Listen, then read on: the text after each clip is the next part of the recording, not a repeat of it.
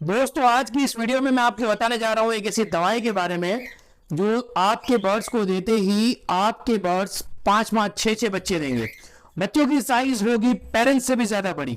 ये दवाई को देते ही आपके बर्ड एक मशीन की तरह ब्रीड करेंगे, ऐसा प्रोडक्शन करेंगे कि आपके पास रखने के लिए जगह नहीं होगी। कुछ ऐसी काफी सारी वीडियोस दोस्तों आपने देखी होगी जो सिर्फ एक दवाई का पत्ता बता के या नाम बता के आपसे 8 से 10 मिनट का व्यूज बटोर लेते हैं। ब्रीडिंग करवाना एक आर्ट है, वो किसी दवाई या उसके पत्ते से नहीं होती है। इस वीडियो में हम आपके साथ शेयर करेंगे प्रोफेशनल ब्रीडिंग का तरीका, जिससे आप भी फ्यूचर में एक अच्छे ब्रीडर बन सके और एक प्रोफेशनली ब्रीडर की तरह खुद भी अच्छे से ब्रीड करवा सके। दोस्तों ब्रीडिंग एक प्रोसेस है और प्रोसेस को आप 1 बाय 1 ही कर सकते हैं। अगर आप कोई ऐसा वैसा तरीका आजमाते हैं तो आपको 1 या 2 बार कुछ रिजल्ट जरूर मिल सकता है, लेकिन अगर आप लॉन्ग टर्म के लिए खेलना चाहते हैं, आप एक लॉन्ग टर्म प्रोफेशनल ब्रीडर बनना चाहते हैं, तो आपको उस प्रोसेस के थ्रू गुजरना ही पड़ेगा, उस प्रोसेस को फॉलो करना ही पड़ेगा। कुछ डू और कुछ डोंट्स है, कुछ प्रोटोकॉल्स है, उनको फॉलो करना है और वो सारी चीजें हम आपको इस वीडियो में सिखाने वाले हैं। और जो लोग सिर्फ दवाओं पे ब्रीड करा रहे हैं या ब्रीड करवाने को प्रमोट कर रहे हैं, उनसे आप जरूर सवाल कीजिएगा कि क्या आप नेचुरल तरीके से ब्रीड नहीं करा सकते। और अगर आप नहीं करवा सकते हो तो लोगों को गलत गाइड करना बंद कर दे। बर्ड की जिंदगी और लोगों के पैसों के साथ ना खेले।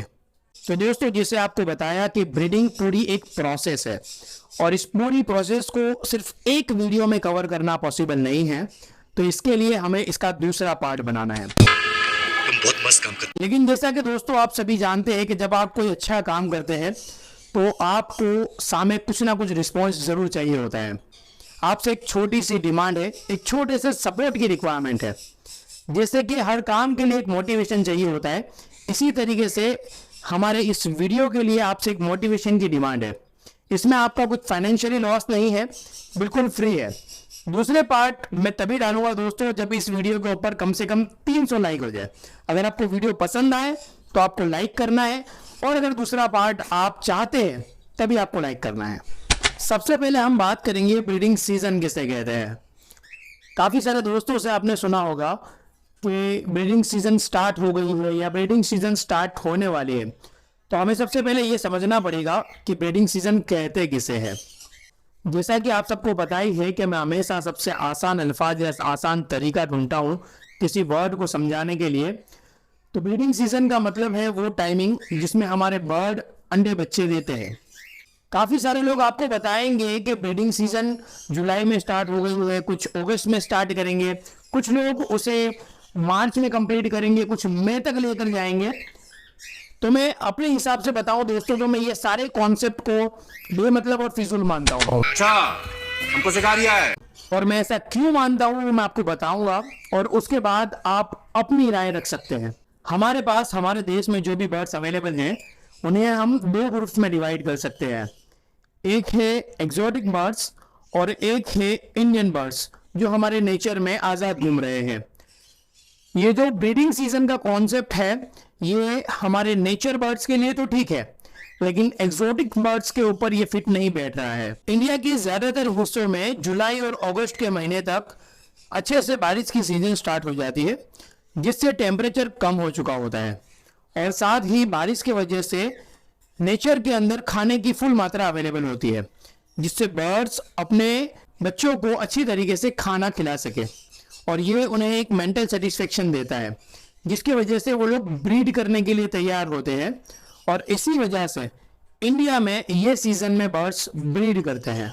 लेकिन अगर मैं कहूँ कि एक्सोटिक बर्ड्स में ब्रीडिंग सीजन जैसा कुछ होता ही नहीं तो मैं गलत नहीं हूँ, क्योंकि साल की किसी भी वक्त अगर आप अपने सेटअप का टेम्परेचर 30 डिग्री के आसपास, ह्यूमिडिटी 40 से 70 के बीच और पोषण युक्त खाना अच्छी तरीके से मेंटेन कर सकते हो, तो बर्ड्स आपके यहाँ पूरे साल में कभी भी ब्रीड करेगा। नेचुरली ये तीनों चीजें यानी कि टेम्परेचर, ह्यूमिडिटी और पोषण युक्त खुराक ये सिर्फ इसी सीजन में होता है, इसीलिए बर्ड ये सीजन में ब्रीड करते हैं।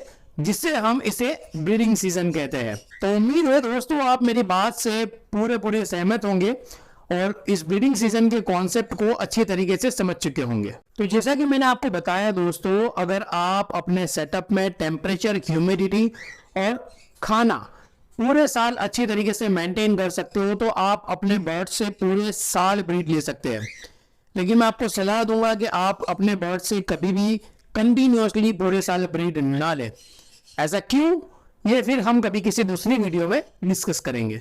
तो चलिए अब मान के चलते हैं कि ब्रीडिंग सीजन स्टार्ट कर रहे हैं और आपने अभी तक अपने बर्ड्स को रेस्ट पे रखा था। तो अब सबसे पहला सवाल ये आता है कि अपने बर्ड्स को ब्रीड पे लाने की तैयारी कब से शुरू करें। जैसे हम किसी स्पोर्ट्स में पार्टिसिपेट करते हैं तो प्रतियोगिता शुरू होने के बाद तैयारी नहीं करते, इसी तरह आपको ब्रीडिंग सीजन शुरू होने के बाद तैयारी नहीं करनी है। जिससे प्रतियोगिता के पहले हम तैयारी करते हैं, ऐसे ही आपको ऑफ सीजन में तैयारी करनी है, जिससे आपको आपके धार्य रिजल्ट मिल सके, आप सक्सेस ले सको और जीत आपकी हो। दोस्तों कुछ लोग ब्रीडिंग सीजन को अच्छे से स्टार्ट हो जाने देते हैं, फिर अपने सारे बर्ड्स को ब्रीडिंग पे डाल देते हैं। ब्रीडिंग पे लगा देने के बाद उनको ढेर सारी मेडिसिन और सप्लीमेंट्स देते हैं और उसके बाद ब्रीडिंग की एक नाकामयाब कोशिश करते हैं। मैं इसे एक नाकाम कोशिश इसीलिए बोल रहा हूँ क्योंकि ऐसा करने से शायद आपके पास अंडे तो आ जाएंगे लेकिन वो ब्रीड नहीं मिल सकती जो एक पहले से तैयार की हुई ब्रीडिंग के ऊपर मिल सकती हो। यानी आपको ब्रीडिंग सीजन की तैयारी करनी है ऑफ सीजन में। जी हाँ दोस्तों, सबसे अच्छा और सबसे सही तरीका यही है कि आप ऑफ सीजन से ही आप अपने बर्ड्स को ब्रीड पे लाने की तैयारी शुरू कर दें। ऑफ सीजन में कुछ लोग अपने बर्ड्स को बिल्कुल कम न्यूट्रिशन वाला खाना देते हैं और सप्लीमेंट्स लगभग बंद कर देते हैं और फिर जैसे ही ब्रीडिंग सीजन स्टार्ट होती है इसकी क्वांटिटी बहुत ज़्यादा बढ़ा देते हैं, जो करना बिल्कुल गलत तरीका है।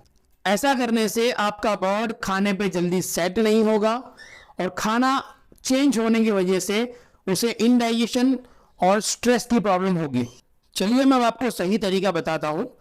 जो भी खाना आप ब्रीडिंग सीजन में दे रहे हो, आपको ऑफ सीजन में भी अपने बर्ड्स को वही खाना देना है, लेकिन क्वांटिटी कम कर देनी है और थोड़े थोड़े गैप में देनी है। और जैसे ही ब्रीडिंग सीजन आए आपको उसकी क्वांटिटी बढ़ानी है और रेगुलर बेस पे आपके बर्ड्स को वो खाना देना है। तो शॉर्ट में कहूँ तो आपको अपने बर्ड को ब्रीड पे लाने की तैयारी ऑफ सीजन से ही शुरू कर देनी है। तो चलिए अब नेक्स्ट टॉपिक पे चलते हैं। एक ऐसी और गलती जो काफ़ी सारे ब्रीडर करते हैं लेकिन आपको ये नहीं करनी है। जैसे ही ब्रीडिंग सीजन स्टार्ट हो जाता है वो अपने सारे बर्ड्स को ब्रीड पे लगा देते हैं। उसके बाद वो धीमे धीमे अपने बर्ड्स को कमज़ोर होता, बीमार होता और मरता हुआ देखते हैं। आपको ये नहीं करना है। आपको अपने बर्ड्स को उनकी हेल्थ कंडीशन देखने के बाद, उनकी हेल्थ कंडीशन को इवेल्युएट करने के बाद ही ब्रीड पे लगाना है। तो अब नेक्स्ट क्वेश्चन ये आता है कि आपको ब्रीडिंग में डालने से पहले अपने बर्ड्स की कंडीशन को कैसे चेक करना है। सारे बर्ड्स को एक साथ ब्रीडिंग पे डालने का सबसे बड़ा प्रॉब्लम ये आता है कि सारे बर्ड्स हमेशा ब्रीडिंग के लिए रेडी नहीं होते।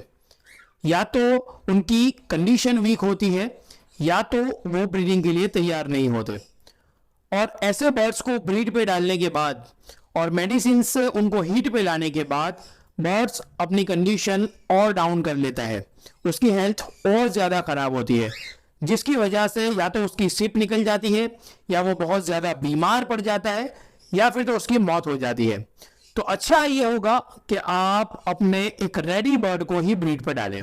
रेडी बर्ड से मेरा मतलब है वो बर्ड्स जो फिजिकली बिल्कुल हेल्दी है, फिट है और उसके बिहेवियर से ही पता चलता है कि वो ब्रीड करने के लिए तैयार है। जैसा कि फीमेल को खाना एक्सचेंज करना, उसे अट्रैक्ट करने के लिए अलग अलग एक्टिविटी करना, मेट करने की कोशिश करना, ब्रीडिंग का अग्रेशन यानी कि गुस्सा दिखाना वगैरह वगैरह। आप 1 बाय 1 ऐसे बर्ड्स को ब्रीड पे लगाए और बाकी बर्ड्स को रेडी होने का इंतज़ार करें, जिससे आपके बर्ड्स सेफ रहेंगे और आपके मेल फीमेल के डेथ होने की चांसेस भी काफ़ी कम हो जाएंगे। चलिए दोस्तों अब नेक्स्ट टॉपिक पे चलते हैं। तो अब सवाल ये आता है कि क्या अपने ब्रीडर पेयर को ब्रीडिंग पे डालने से पहले कोई दवाओं का कोर्स करवाना है और अगर करवाना है तो वो कौन सा है? देखिए दोस्तों, मैं अपना आंसर दूं, जो मैं करता हूं, तो हाँ, मैं हर साल अपने पुराने ब्रीडर पेयर को दोबारा ब्रीड पे डालने से पहले कुछ दवाओं का कोर्स करवाता हूँ। मैं अपने बर्ड्स को पूरे साल काफ़ी डिफरेंट टाइप्स का फूड देता हूँ, जिससे उनके अंदर वॉर्म्स होने के चांसेस काफ़ी बढ़ जाते हैं।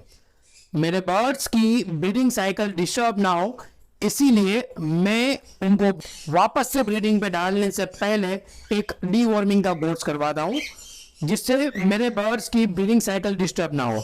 और उसके साथ साथ अगर मुझे लगता है तो मैं उन्हें एक लिवर टॉनिक का कोर्स भी करवा देता हूँ, जिससे मैं निश्चिंत हो जाऊँ कि इस रिलेटेड मेरे बर्ड्स में कोई इश्यू नहीं आएगा।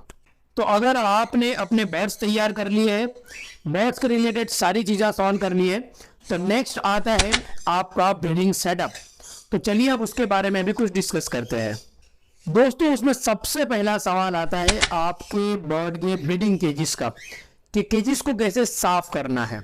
दोस्तों, आप ऐसा बिल्कुल भी नहीं कर सकते कि आपके पास काफ़ी टाइम से केजेस पड़े हुए हैं और वो धूल खा रहे हैं, और बिना उसे क्लीन करे, बिना उसे धोए आप अपने बर्ड्स को ब्रीड पे लगा रहे हैं। काफ़ी टाइम से पड़े हुए केजेस के अंदर भी बैक्टीरिया और वायरस अपना घर कर जाते हैं, और डायरेक्ट ऐसे केजेस में ब्रीड पे डालने से बर्ड्स को काफ़ी नुकसान हो सकता है। सबसे पहले आपको अपने केजेस को साबुन या डिटर्जेंट के पानी से अच्छे से वॉश कर लेना है, अच्छे से उसको धो लेना है।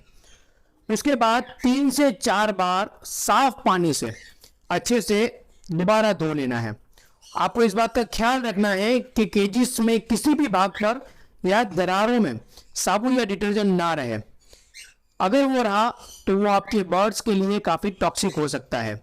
इसीलिए आपको क्लीन पानी से अच्छे से केजेस को धो लेना है। उसके बाद अपने पिंजरों को विरकोन एस जैसे डिसइंफेक्टेंट से साफ कर लीजिए, और अगर उसके बाद पॉसिबल हो तो 3 से 4 दिन अच्छे से धूप खिला लीजिए, और अगर वो पॉसिबल ना हो तो डिसइंफेक्टेंट से साफ करने के बाद, ड्राई करने के बाद आप केजेस को यूज़ कर सकते हैं। नेक्स्ट क्वेश्चन आता है कि आपको बर्ड के केजेस में क्या क्या लगाना है। तो मैं आपको बता दूं दोस्तों कि आपको बर्ड के ब्रीडिंग केजेस में ज़्यादा चीज़ें लगाने की ज़रूरत नहीं है, और ख़ास करके आपको बहुत ज़्यादा टॉयज़ लगाने की ज़रूरत नहीं है, खिलौने लगाने की ज़रूरत नहीं है। आपको ख्याल रखना है परचेस का, जो लकड़ी में आप लगाते हैं उसका, वो दोनों एक दूसरे की ऑपोजिट साइड्स में हो, एक नीचे की बाजू में और एक ब्रीडिंग बॉक्स के पास ऊपर की बाजू में, जिससे बर्ड्स मैक्सिमम फ्लाई कर सके। साथ ही आपको ये भी ख्याल रखना है कि आप बर्ड की ब्रीडिंग के लिए एक स्टैंडर्ड साइज का केज यूज कर रहे हो। जैसे कि आप बजरी को ब्रीड करा रहे हो तो एटलीस्ट 1.5 बाय 1.5 फीट का केज आप यूज कर रहे हो। सिर्फ कुछ ही चीजें हैं जो आपको आपके बर्ड्स के केज में 24 आवर्स यानी कि 24 घंटे रखनी है। जैसे हो गया कटल बॉन, समुद्री फीड, एक छोटे से बाउल के अंदर, एक छोटी सी कटोरी के अंदर ग्रीट और कैल्शियम ब्लॉक। इसके अलावा जो आपको डेली चेंज करना है उसमें भी 3 चीजें हैं। सबसे पहला आ गया पानी का ड्रिंकर, एक आ गया हमारा सीड का बाउल, और एक आ गया सॉफ्ट फूड का बाउल। आपको सीड और सॉफ्ट फूड का बाउल अलग अलग ही यूज करना है। तो दोस्तों, जैसे कि आपने देखा कि इस वीडियो में हमने काफी सारे क्वेश्चन आंसर्स क्लियर किए, लेकिन अब भी बहुत से इंपॉर्टेंट क्वेश्चन आंसर्स बाकी है। जैसे कि बर्ड को ब्रीडिंग के टाइम पे खाने में क्या देना है, सप्लीमेंट्स कौन से देने हैं, दवाई कुछ देनी है या नहीं देनी है, अगर देनी है तो कौन सी देनी है, नेस्टिंग मटेरियल में क्या देना है, ब्रीडिंग बॉक्स कब लगाना है, वगैरह वगैरह। ये सारे सवालों के जवाब के लिए और अपने बर्ड को एक प्रॉपर ब्रीड कराने के लिए हमारी चैनल को अभी सब्सक्राइब करें। ये सारी चीज़ें फॉलो करने के बाद दोस्तों, जब आपके यहाँ पे एक अच्छी सी ब्रीड आ जाए तो आप बस सिर्फ दिल से दुआ दीजिएगा और वही मेरे लिए काफ़ी है। इसके नेक्स्ट पार्ट के लिए वीडियो को लाइक कीजिए। आपके पास इसके अलावा कोई सवाल हो तो कमेंट में ज़रूर पूछिएगा। Thank you.